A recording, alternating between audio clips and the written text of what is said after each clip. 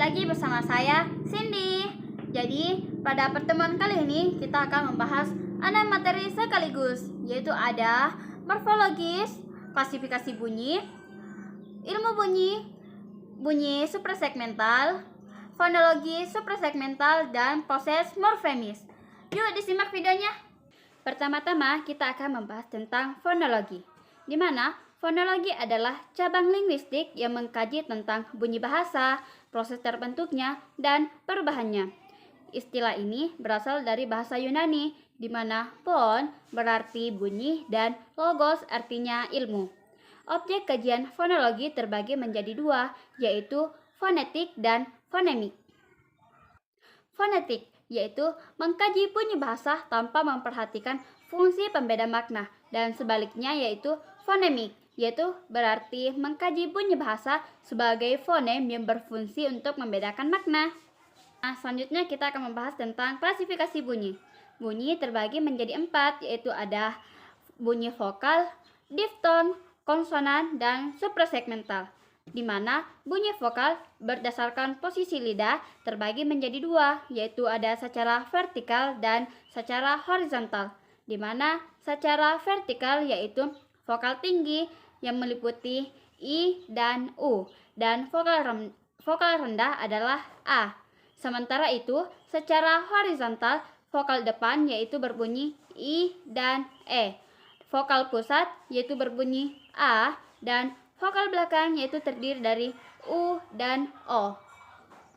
Nah, yang kedua ada difton, di mana difton ini disebut dengan vokal rangkap, dua vokal dalam satu suku kata dengan posisi lidah yang berubah. Contohnya AU, AI. Nah, yang ketiga ada bunyi konsonan. Bunyi konsonan yaitu bunyi semua huruf kecuali huruf vokal. Bunyi konsonan ini terbagi menjadi 3. Yang pertama itu ada berdasarkan pita suara, yaitu yang bersuara B, D, G, dan yang tak bersuara yaitu P, T, K. Yang kedua yaitu berdasarkan tempat artikulasi, yaitu terdiri dari bilabial, labiodental, laminoalveolar, dan dorsovelar. Dan yang ketiga ada berdasarkan cara artikulasi, yaitu ada hambat, geseran, paduan, singawan, getaran, dan lateral. Nah, kemudian yang keempat ada unsur suprasegmental, di mana unsur suprasegmental meliputi tekanan, nada, jeda, dan silabel atau suku kata yang mempengaruhi makna dalam tuturan. Nah, untuk lebih jelasnya kita akan membahas pada materi berikutnya, yaitu pada ilmu bunyi. Nah, materi selanjutnya itu ada ilmu bunyi. Ilmu bunyi terbagi menjadi 3, yaitu yang pertama ada fonem dan huruf, yang kedua ada jenis vokal, konsonan, dan difton, dan yang ketiga ada intonasi. Nah, yang pertama kita akan membahas fonem dan huruf, di mana fonem adalah satuan bunyi terkecil yang membedakan makna. Contohnya itu fonem T, fonem D, dan fonem C pada kata tari, dari, dan cari. Yaitu pada fonem T, D, dan C itu semuanya akan membedakan arti. Selanjutnya ada huruf, yaitu lambang tertulis dari bunyi. Contohnya itu huruf A, huruf B, huruf C, dan huruf selanjutnya. Nah, yang kedua ada jenis vokal, konsonan, dan difton, di mana vokal adalah bunyi tanpa hambatan, yaitu A, I, U, E, dan O, terbagi atas vokal atas, vokal tengah, dan bawah. Kemudian ada konsonan. Konsonan adalah bunyi dengan hambatan yang dikelompokkan berdasarkan tempat artikulasi seperti bilabial, palatal, velar, dan lain-lain, dan sifatnya bersifat nasal, ves, oral. Selanjutnya difton, yaitu dua vokal dalam satu kesatuan waktu seperti AU yaitu pada harimau, dan AI yaitu menggulai. Nah, yang ketiga ada intonasi. Intonasi adalah perpaduan antara tekanan, keras dan lembut, nada, tinggi dan rendah, tempo, panjang dan pendek, dan jeda atau perhentian. Nah, selanjutnya ada bunyi suprasegmental, di mana bunyi suprasegmental adalah bunyi yang menunjang pemaknaan bunyi segmental. Unsur-unsurnya itu ada nada, tekanan, durasi, jeda, dan intonasi. Nada adalah tinggi rendah suara. Dalam bahasa Indonesia tidak membedakan makna. Kemudian tekanan adalah keras lembut suara, yaitu berfungsi membedakan maksud dalam kalimat, bukan dalam kata.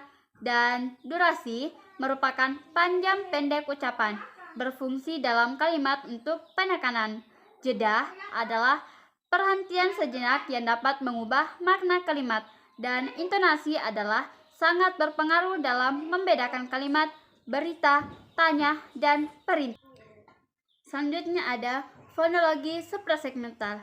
Yang pertama ada istilah dalam fonologi, yaitu terdiri dari fonem, fon, dan alofon, yang dimana fonem adalah satuan bunyi abstrak langue, contohnya itu T, D, dan lainnya. Yang kemudian ada fon adalah realisasi nyata fonem. Kemudian ada alofon adalah variasi fonem karena lingkungan, tidak membedakan arti. Nah, yang kedua ada klasifikasi bunyi. Bunyi segmental terbagi menjadi vokoid, yaitu tanpa hambatan, kontoid dengan hambatan, dan semivokoid. Klasifikasi konsonan meliputi bunyi hambat, sengau, sampingan, geseran, paduan, dan getar. Yang ketiga ada perubahan bunyi, yaitu gejala perubahan bunyi meliputi asimilasi, disimilasi, nasalisasi, monoflonisasi, diftlonisasi, dan metasesis. Nah, yang keempat ada fonotaktik dan suku kata, di mana fonotaktik adalah urutan fonem yang dimungkinkan dalam bahasa Indonesia, contohnya PR, BR, TR.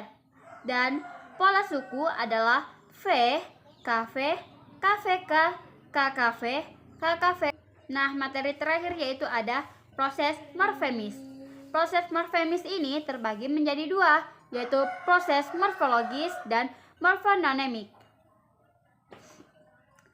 Pada proses morfologis, pembentukan kata dari bentuk dasar, yaitu terbagi menjadi tiga, yaitu ada afiksasi, reduplikasi, dan komposisi. Nah, kemudian ada morfonemik, yaitu perubahan fonem akibat pertemuan fonem. Contohnya pada kata imbuhan men, contohnya itu menge ditambah dengan kata bom akan dibaca mengebom.